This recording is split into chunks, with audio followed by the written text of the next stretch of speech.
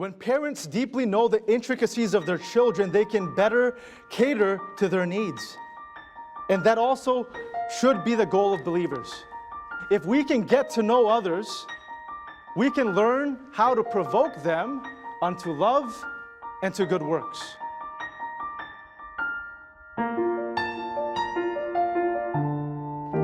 Let's please turn our Bibles to Hebrews chapter 10.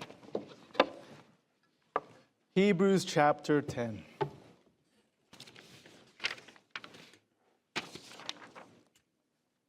And we'll be reading verses 23 to 25 out loud together. So Hebrews 10, verses 23 to 25. And if you're there, may I ask you to please stand as we read these three verses out loud together. Hebrews 10, 23 to 25. Let's begin. Let us hold fast the profession of our faith without wavering, for he is faithful that promised. And let us consider one another to provoke unto love and to good works, not forsaking the assembling of ourselves together, as the manner of some is, but exhorting one another, and so much the more as you see the day approaching. Thank you. You may now be seated. In many homes, the father is typically much stricter than the mother. Who would agree with that statement?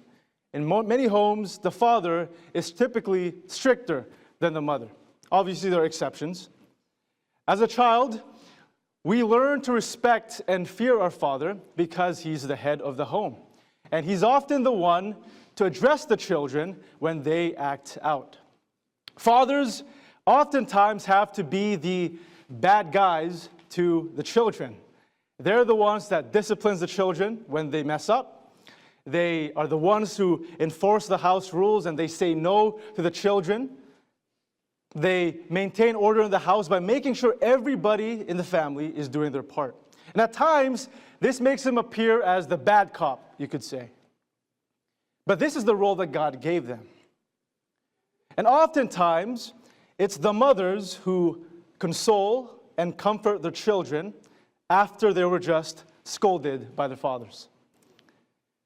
We do something wrong, we get scolded by dad, and then what do? We run to mom and say, Dad is a very mean guy. And mom would usually say, I agree. Mothers usually have a tender, caring, and loving attitude toward their children in a way that is much warmer than how fathers express their love. Of course, fathers love their children, but they don't necessarily express it the same way mothers do. Mothers are so noteworthy for their love that when someone is described as having a motherly nature, it means someone who is compassionate, it means someone who is kind, someone sacrificial, someone who nurtures. For many of us, our mothers are our number one supporters, right?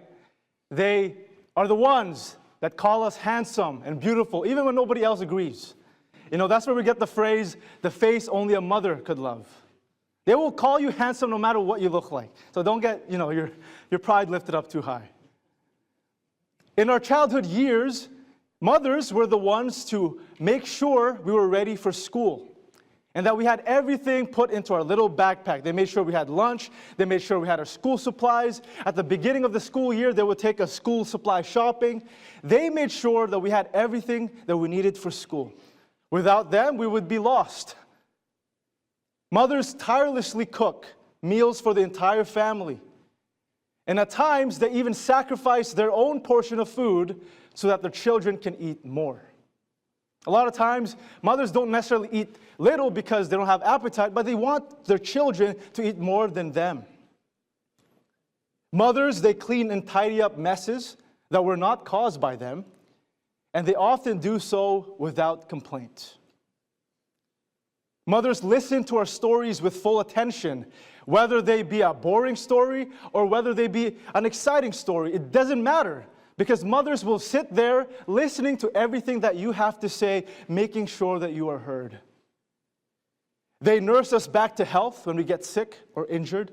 Back in grade 10, when I didn't really know what I was doing in the weight room, I deadlifted and I sprained my back. And I was gone for 2.5 weeks. I was just on the couch like a dead person. And the only person that mostly took care of me at that time was my mom. She would make sure that I had food. She would make sure that I had everything necessary to be able to still survive in my condition. Mothers notice when something is bothering their child. I could come home from a long day, and if my disposition is a certain way, my mom knows that I'm going through something. My mom knows that there's something on my mind that is bothering me. Mothers, they remember the little details about their child that the father forgets. Their hobbies, their routines, their preferences, their birthday, their friends. Mothers tend to remember all those things. I could go on and on listing all the things that a mother does for her family. And I believe that all of you here tonight, you guys could add to that list. Mothers do so much, yet they receive very little recognition, like Pastor White said this morning. And what we would be without our mothers? We would be much worse off. There's no other role that embodies support, encouragement, and nurture more than the role of a mother. And the reason why I'm saying all this is because as Christians, we are called to do the same towards one another. The same way a mother cares and nurtures for her children, Christians are called to care and love one another, to be supportive, encouraged, and to nurture the faith of those around us, of those that we call brothers and sisters in the faith. If you look back at our text in Hebrews 10, it says in verse 24, "And let us consider one another to provoke unto love and to good works, not forsaking the assembling of ourselves together as the manner of some is, but exhorting one another, and so much the more as ye see the day approaching." The love and support that a mother gives her child is similar to the love and support that we are supposed to be showing one another. You know, it's great having a mother who supports you, but imagine having a church body, an entire church body that supports your life, that supports you in your struggles, that supports you in your victories. It's nice having one person that does that for you, but imagine having an entire church body doing that for you. Wouldn't life even be more joyful? Mothers already give so much joy to us with how much they give to their children, but how much more would we be more joyful if other people, besides our mother and besides our father, are supporting us? And this is the reason why God commanded us in the first place to be loving, encouraging, and supporting of one another. And so tonight, I want us to take a look at 3 important truths that we find in this passage so that we can build a healthier church body. Let's open in a word of prayer. Heavenly Father, we thank you, Lord, for this text. We thank you, Lord, for your entire word and for all the principles and truths that we can find within it. And I pray, Lord, that you would empower me at this time to preach your word and message. I pray that you would just that I would preach whatever that you would want me to say. And I pray that you keep the hearts of the people attentive and listening to what you would want them to hear and learn tonight and be reminded of tonight. So I pray, Lord, that you would just bless this few minutes, Lord, of this while I preach. I pray that this would be a blessing to those who listen. In Jesus' name I pray, amen. And so if you're a note taker, my first point is this, and it's found in verse 24. And if you look with me there, what does it say? And let us, what is it? And let us consider one another. And let us consider one another. The word consider is defined as thinking about something carefully, often with the intention of making a decision, taking action, or evaluating a possibility. In Greek, they use the word katanoeo, which means to observe fully, to consider attentively, and it implies intense, thorough contemplation that leads to understanding. It's to be in deep thought about something. There are things in this world that are not worth much consideration. When we wake up in the morning, we typically don't consider whether or not we should go to work, right? We get up and we immediately get ready and head straight to work. We don't think about whether or not we want to. If we want to eat and we want to take care of our families, we are going to go to work. It's not a question. We don't take much consideration on whether or not we should eat for the day. Why? Because we need to eat. We need to survive. We don't take much consideration whether or not we would get dressed before we leave the house. We understand that society expects us to not be in our pajamas when we leave. We don't take much consideration on whether or not we should sleep at the end of the day. Why? Because we need the energy for the following day. When we see a red light, we don't consider and say, should I stop at this red light or should I keep going? Obviously, we stop. There are many things in our everyday life that are not worth consideration because they're either automatic or they're something that is natural to us. But there are definitely areas in our life that we do consider and that we do put a lot of thought in. Our career and our future. We don't just wake up one day and say, I'm going to follow this career path. For most people, they are, as soon as grade 10, even grade 9, they're thinking about that career that they should pursue. They think about it a lot. The person that we want to date, the person that we want to marry, that's not just an afterthought to us. For many of us, we're thinking about that person that we want to settle down with and that we want to marry and spend the rest of our lives with. How we choose to spend and invest our money, that's not something we take lightly. We consider how we would do so. The more serious and important something is, the more time we spend considering it. Does that make sense for all of us? The more serious something is, the more time we think about it. When we consider something properly, we think the decision through fully. We view the situation from all angles, and we repeat that situation again and again in our minds. That is what it means to consider something. But what does it say in verse 24? And let us consider. What is the two words right after that? And let us consider. And let us consider one another. And let us consider one another. Each of us here tonight are worthy of consideration. Each of us here tonight are worthy of thought. At a basic level, all of us here are considerate of other people. When we're passing through a door, if there's someone right behind us, do we just slam the door shut behind them or behind us? No, we hold the door open so that we can be considerate to the people following behind. When we're in the bus and we see someone who is disabled, someone who is pregnant, someone who is a senior citizen, we give up our seats to them so that they can be comfortable. That's another way we exercise being considerate to others.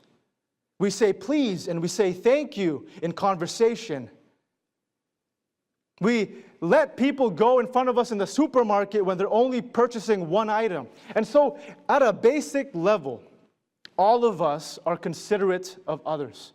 At a basic level, all of us think about the people around us. But the problem with that is even the unsaved people do that. Even the unsaved people have basic manners. Even the unsaved people can be considerate to that extent. But I feel and I believe that God is calling us to a higher level of consideration. And for us to consider one another on a higher level that is expected of a believer, I believe that we must learn to truly see the individuals around us. There's a mentality that's spreading throughout the youth. They kind of have a title for this, but they call it main character syndrome. Who's heard of this? Okay? Main character syndrome. If you've never met a person who thought they were the main character, trust me, they will let you know. It's when someone sees themselves as the main character of this world. And everybody else is just a side character, is just an NPC, as they like to say. People who don't really matter. All that matters is myself. And it all sounds fine and dandy, but the result is a very selfish way of life. As long as they, the main character, is uplifted, as long as they get the spotlight, as long as they get what they want, they do not care what happens to those around them. In their delusion, they do not recognize that the people that are around them are all people too, with their own lives, with their own problems. I think many of us, if not all of us, we don't struggle with that main character syndrome. But I feel that we all of us struggle with that feeling of being very selfish, of being self-centered in how we live life. And I can sincerely admit that this is something that I struggle with.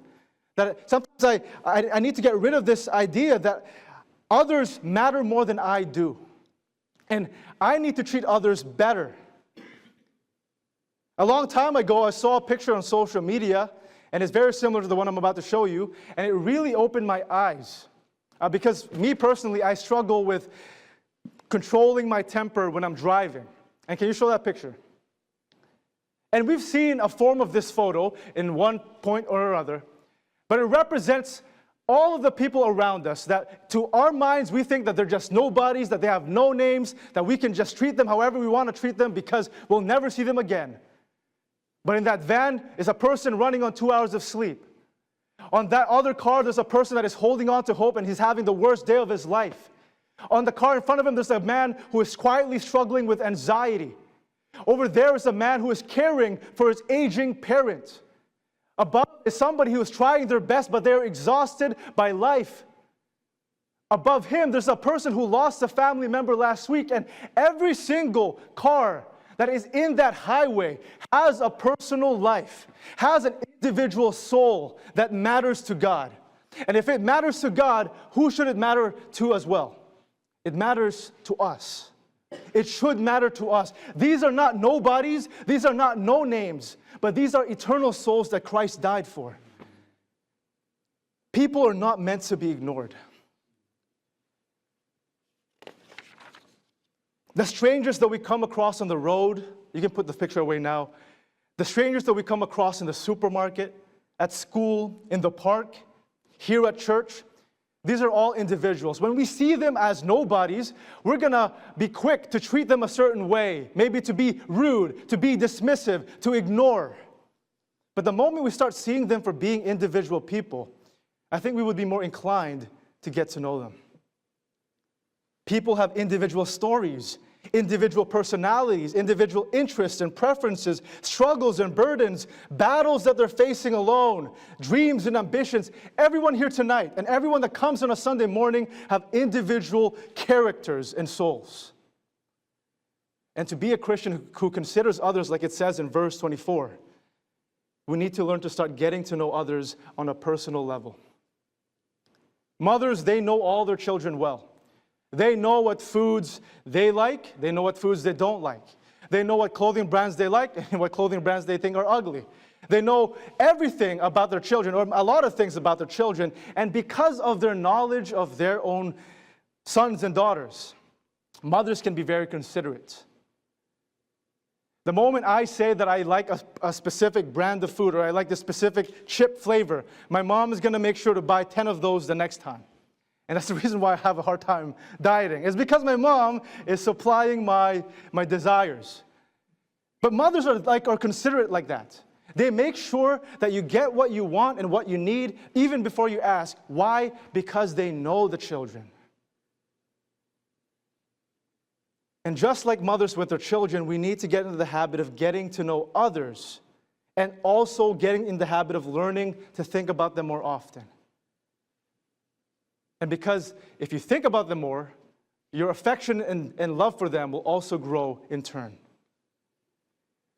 In our thinking, we ought to think about how we can develop a relationship with them. Think about how you can be a blessing to that certain person in church, how you can light up their day.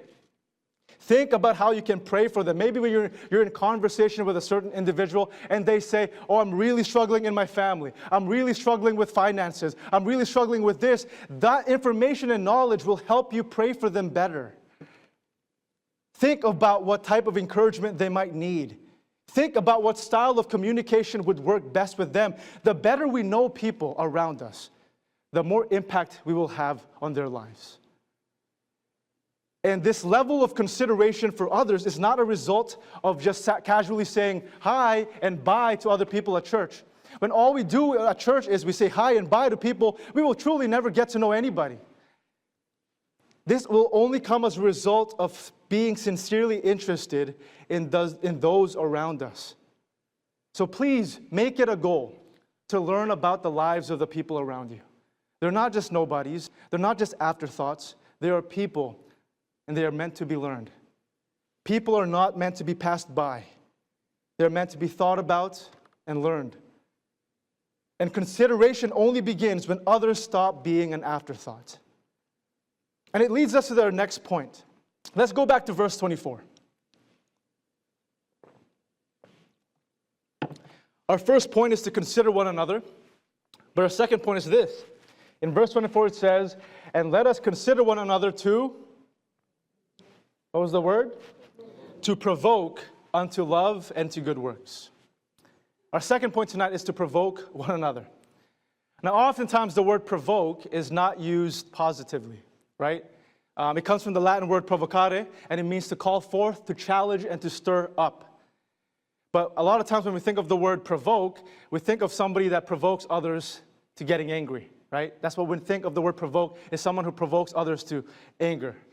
The younger generation, they've given a title to these types of people. They call them, if you've never heard of it, rage baiters. Again, I'm the youngest pastor, so I know these slangs, but they're called rage baiters, right? People who bait others into losing their temper so that they can get a reaction. These people, they like to pull very stupid pranks on others so that they can see them throw a fit. They like to leave very dumb comments on posts so that they can get a reaction from people who would fall for it. I'm one of those people that fall for it. And these people, they gain satisfaction from seeing others lose their temper. Do you think Christians should be known as those who provoke others to anger? Do you think it would be a good quality for a Christian to be someone that makes everybody around him angry? Obviously not. We know that that's not the case. But even if we don't do it for enjoyment, maybe some of us here tonight are people who, because of how we talk maybe, it naturally makes others mad. There are people, you hang around with them and you will leave happier because they're so happy. And then other people will do the opposite. You leave a bit more upset than you did coming in. Maybe someone who is argumentative, prideful, someone who is critical, someone who is petty, someone who is rude. Those are all qualities that cause friction with others. And again, those qualities shouldn't be found in us. We are not called to provoke others to anger, but in verse 24, what are we called to provoke others to? Love and to good works. We are meant to incite and stir up and move others to love and good works. Because of our influence on their lives, they are encouraged to love back, to love others, and to do good works for God. That is the level of influence that we ought to have on others around us. And how can we accomplish this? Well, it goes back to that first point. Because once you get to know the people around you on a deeper level, then you will be able to learn how you can better minister to them and how you can better encourage them to get involved. Using the example of parents once more, typically if they have more than one child, each of those children behave and have certain personalities. And if you tried just having this, if parents try dealing with those children the exact same way, they're gonna get vastly different results. So parents, they naturally adapt their parenting approach depending on the child they're working with. Someone who is more sensitive, they will be a little bit more withheld. But someone who can take it, they know they can be more direct. And so because of their knowledge of their children, they know how to better parent them. If a parent doesn't know their child well, they could make a lot of mistakes in how they rear that child up. But the better they know them, the better they can parent them. When parents deeply know the intricacies of their children, they can better cater to their needs. And that also should be the goal of believers. If we can get to know others, we can learn how to provoke them unto love and to good works. In my case, as someone who works with the youth, it's important for me to know the teens well. It's important for me to get to be a friend to the teens. If I can know what their strengths and weaknesses are, if I can get to know what their personalities are like, where their inclinations are like, and if I can know where they are at in their spiritual walks, I'll be able to better lead them as a pastor. Because if I know a certain teen is doing very well in their life, they're on fire, I know that I can entrust them with a leadership role. But if I know that a certain teen is struggling, I know to be more careful with that teen, to be more loving to that teen, because they need it. They need a little bit more encouragement than the one who is already fine in their walk. As a youth pastor, that helps me when I know teens better. But again, I'm not called to just know the teens. We're called to know and consider one another, everybody in the church. And we need to think about how we can provoke others into being more loving and to provoke others to serve God. Our enthusiasm and zeal for serving God should be so infectious that when somebody's talking to us, when somebody in the church is talking to us, they should come away wanting to serve God more because of the zeal that they see in us. If we're walking around saying, oh, ministry sucks, ministry is just so hard, all of these people that I work with are terrible, do you think that would provoke others into also serving the Lord? No, that would provoke them to never getting involved with ministry. But if we walk around and we're saying, oh, the teen ministry is the best, these teens are amazing, I love working with them, it is the greatest joy in my week, you know what, guess what? Other people around me will want to be more involved in their own way. Provoke others to love and good works. And 3 things will come as a result. We will become a more loving church where people genuinely care for each other. If all of us are provoking one another to love and good works, kindness and compassion will spread amongst us. And conflicts with church member to church members, it will decrease and it will go away when we learn to be loving. We will become a more active church. When all of us are provoking others to good works, more people will get involved in the service of the Lord. And we will also become a spiritually stronger church. Individual believers in a church will grow in their walk with God. They will be less likely to drift away, and faithfulness will increase in our congregation. So again, there's only benefits to being a church that provokes others to love and good works. It only fosters unity. It only builds up faithfulness amongst the church people.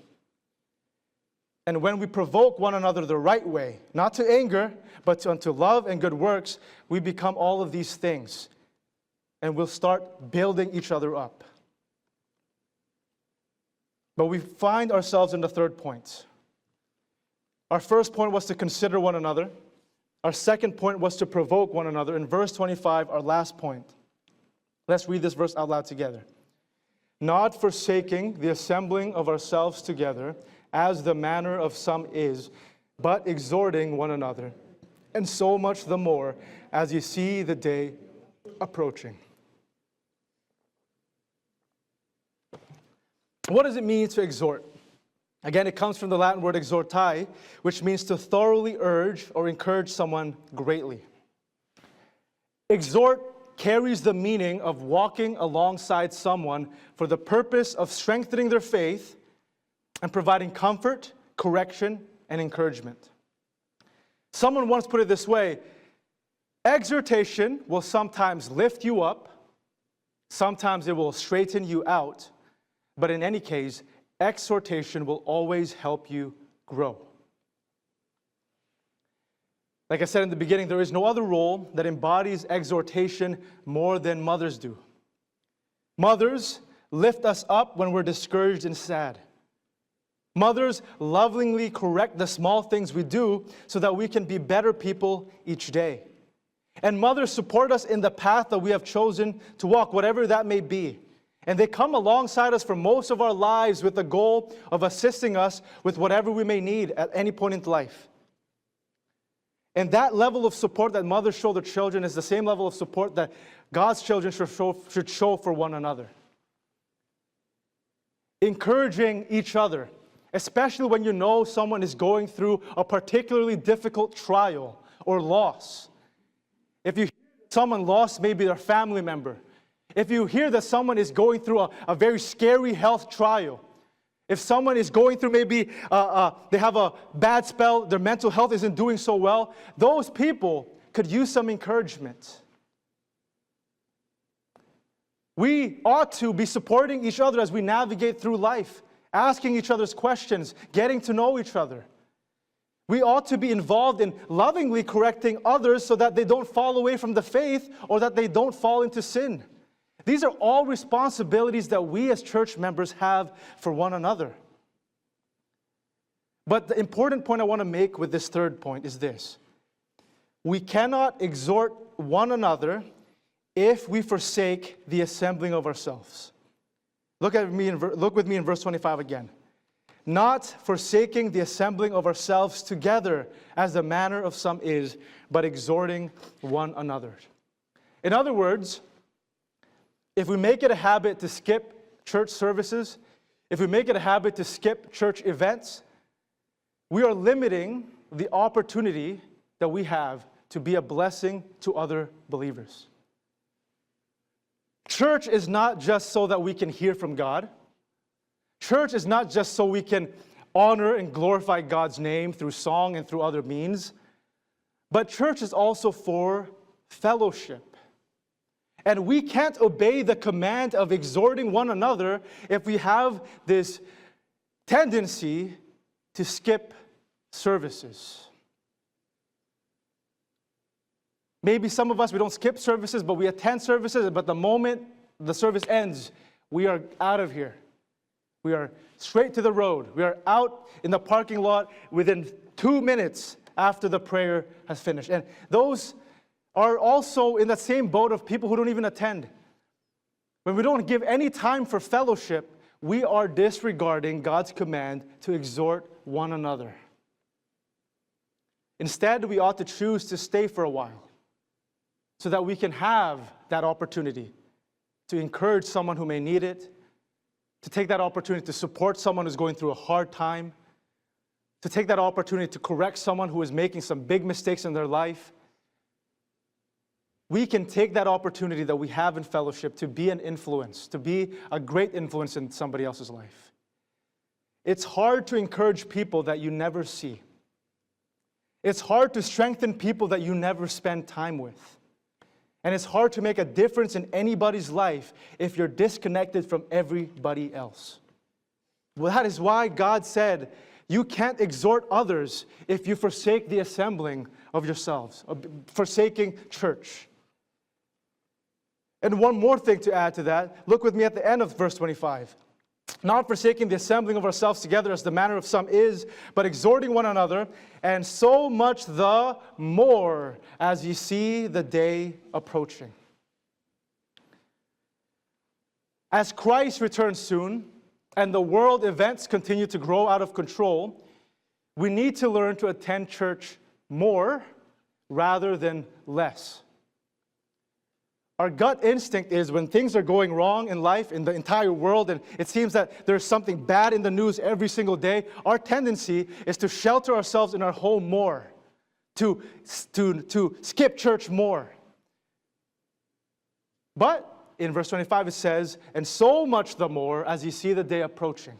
It becomes more needful for us to attend church when the whole world is seemingly going downhill. It becomes more important and needful for us to exhort one another, to be there for one another when everything in the world is crashing and burning. As the world grows worse, it is more vital for believers to attend church so that they can attend to each other's needs. We know this war in Ukraine has been about 2.5, 3 years now. 4? Exactly, it's a very lengthy war. And to us, many of us have already forgotten what's happening in Ukraine. But do you think that Ukrainian people have forgotten what's happening in Ukraine? No, they are facing the effects of that war every single day. But the war in Ukraine proves this point in verse 25.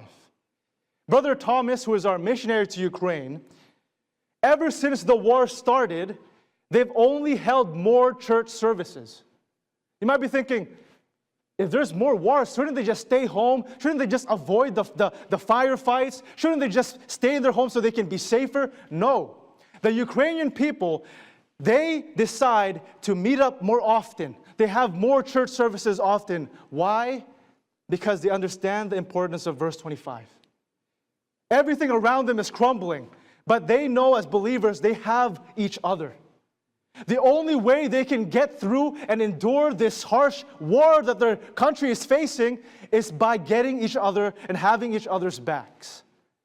Because if they don't have that fellowship, if they don't have that support system, a lot of these people, I fear, might have taken their own lives already. They might have lost hope a long time ago. Their future to them seems so bleak that they would have killed themselves. But they have this support system that helps them to keep going.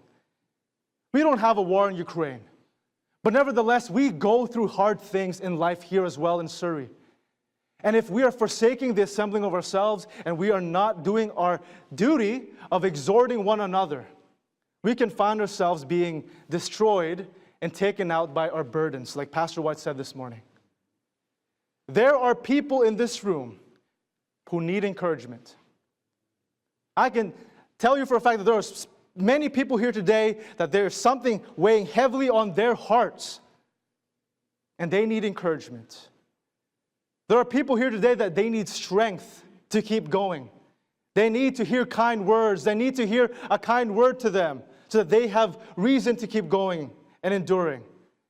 There are people in this room that need someone to come alongside them to maybe help mentor them or help correct them. There are so many people with needs today, and you might be the very person that God is wanting to use to meet that need. Pastor White, as great as he is, can he meet the needs of everybody in this room? I don't think so. Bartadala, as great as he is, can he meet the needs of every single child in Super Church? No. I can't meet the needs of every single teen in the youth ministry. No one man can meet the needs of everybody. But if everyone in the church is looking out for one another, we will do much better in this area. God is wanting to use every single one of us to make an impact on someone's life. But that can only happen if you choose to be present at church and choose to get involved in the lives of others. A monk, he was once invited to kind of a school. And when he entered that school and university, the first thing that he wrote on the board was this: everyone wants to change the world, but so few are willing to even help their mom wash the dishes. A lot of people, they want this global influence, a global impact, when they're not even willing to make a difference in the people right beside them. They want to make this global impact for Christ, but they don't even want to make a striking impact on their mother, their father, their siblings. Most of us here tonight will never have a global influence to the likes of D.L. Moody, to the likes of Charles Spurgeon. But all of us can make an impact on someone around us right now. And so we should look at the verses here in verses 23 and 24 and 25. The importance of building an atmosphere, of building a church that cares for each other. And so tonight, as I conclude, we've seen what it means to be a church that truly cares. The first point was what? To consider one another. How can we consider one another better? Well, get to know someone new. Talk to that person that nobody else is talking to.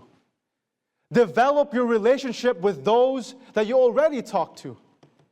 Deepen your knowledge of people. Ask more meaningful questions in conversations. Don't just always talk about mundane things. Start asking questions that give you better insight on who that person is. And once you've gained knowledge of that person, think about them more and come up with ways to be an encouragement to them. So to consider one another. Second point is to provoke one another, and not to anger, but unto love and good works. And we can do this by letting others know that we care, by proving through our actions that we care, by going out of our way to be a blessing, by encouraging others to get involved with God's work, by mentoring those who are younger than you, being respectful of those around you. There are many ways in which we can establish a church atmosphere where we are stirring each other towards love and good works rather than strife and enmity. And last point, to consider one another, to provoke one another, but to exhort one another. Be faithful in attending services and events. Learn to stay after services so that you have that opportunity to exhort other people. We need to start investing in the lives of those around us rather than just investing in our own life. And when these three things are lived out, the church becomes more than just a gathering of people. It becomes our second family. And our church is already like a family. We already have this atmosphere that, I've been to a lot of churches, but our church specifically has a very family atmosphere. We already feel like a family, but we can improve on our family dynamic by doing these things. The question we should all ask ourselves is this: am I currently assisting in building up this family atmosphere in church through my actions? Through your actions, through your individual actions, are you fostering that family atmosphere at church? Or are you causing strife? Are you causing enmity?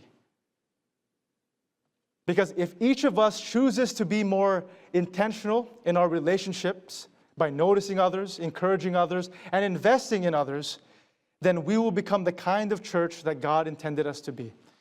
And what kind of church does God want us to be? He wants us to be a church that cares for one another. And we can only do that by obeying the commands that we find in Hebrews 10. Thank you for watching the message today. We invite you to join us again every Sunday and Wednesday for more inspiring messages from God's Word.